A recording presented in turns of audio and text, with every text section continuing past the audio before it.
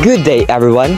Today, we're gonna show you the endless beauty coming from the sanctuary of Bicol Natural Park. The Bicol Natural Park is a protected area located in the Bicol region of southern Luzon, Philippines. It spans the mountainous border between Camarines Sur and Camarines Norte provinces, covering 5,466.35 hectares. It was initially declared a national park in 1934 and was later reclassified as natural park in the year 2000 under the Philippine National Integrated Protected Area System or NPAS Act.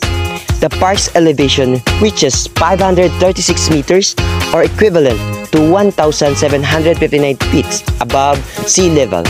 It's characterized by its diverse flora and fauna, significant for biodiversity conservation. So what are you waiting for? Let's unleash that adventurous excitement and curiosity of yours as we take you to the wilderness of Bicol Natural Park. Stay with us and let's explore it all together.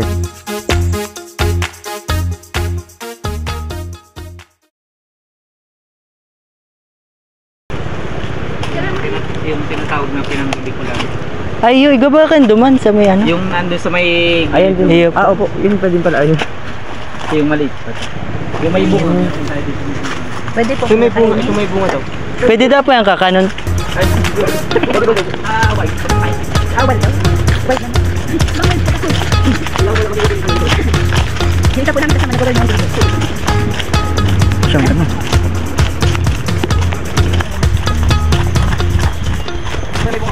Iyo.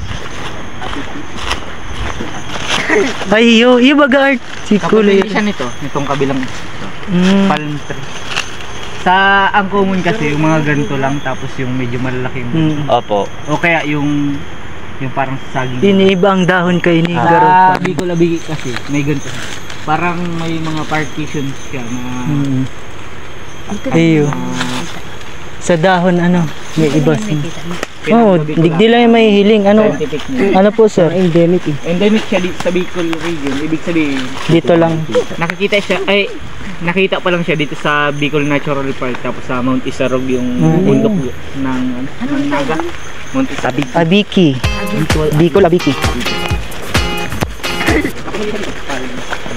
Ibig sabihin, hindi siya kahoy kasi Same ang kahoy, species. ang kahoy ganyan lang yung matagas yung ano. Pero ito, siya parang stem lang siya nagkaroon ng Masyang masyang sanga-sanga. Ano bawal magpatanim po?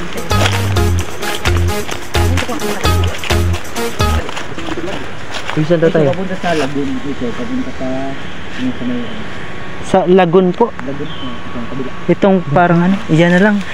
Doon sa magayon dyan.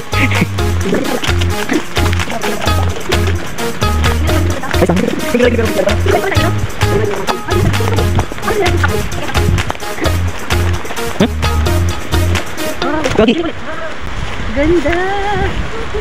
Pero gara-kararo mo na siya. Ano po dito? Gayon, no? Ay, Pero kasi dito po, bawal siya mag-swimming.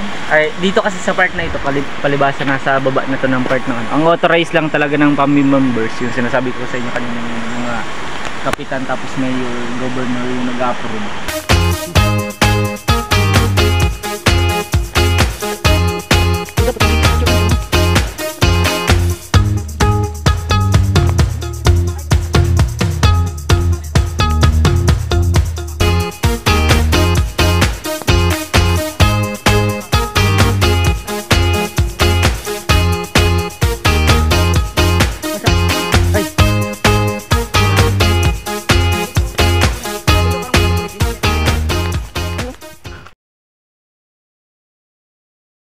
Ay, iyo no. Parang pangil talaga ng Kalat lang. Parang pangil ng dragon po ano. Astig, ay, alam mo. Garo siya green na ko. Hala, ngunyala ko kayo nakahiling. Garo siya combine na Hindi blue tas green. ganyan. Picturean mo ng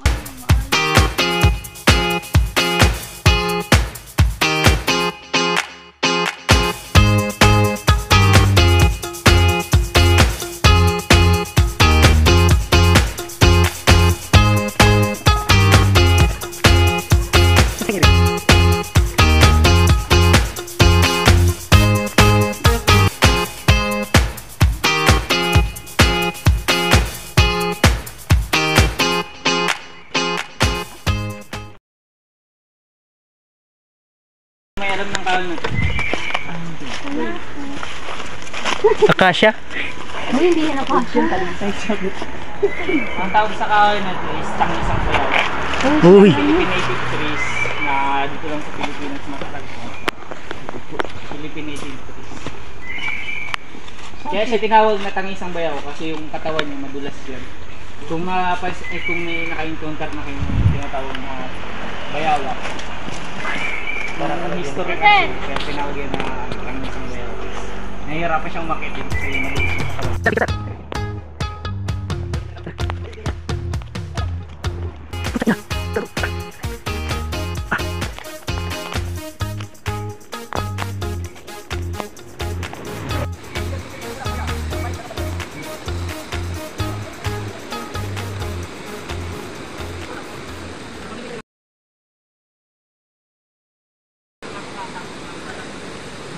Pangalangka kasi Artocarpus heterophyllus. Ito, Artocarpus hetero... Limot ko lang yung scientific name nito. Pero ang langka, Artocarpus heterophyllus. Pero kapamilya siya ng langka, tapos ng langka. Antipolo or antipolo.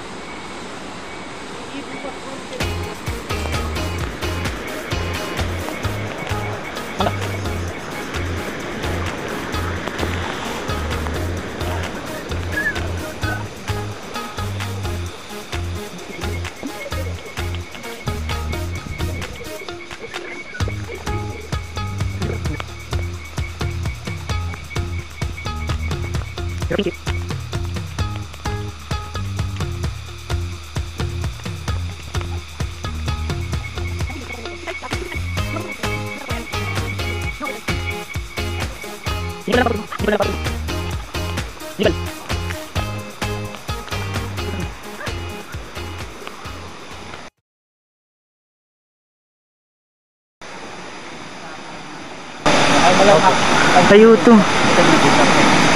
Picture mo daw, Art. Vines.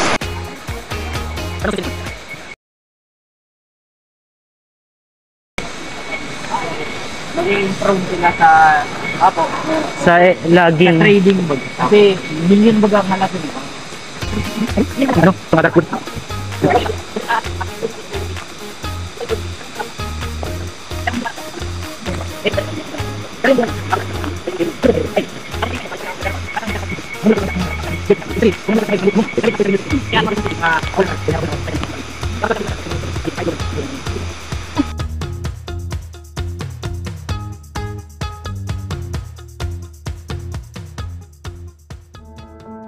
Despite all the beauty and benefits it brings, there are also different challenges that Bicol Natural Park are facing, such as illegal logging, waste pollution, illegal coal production, and unsustainable resources extraction.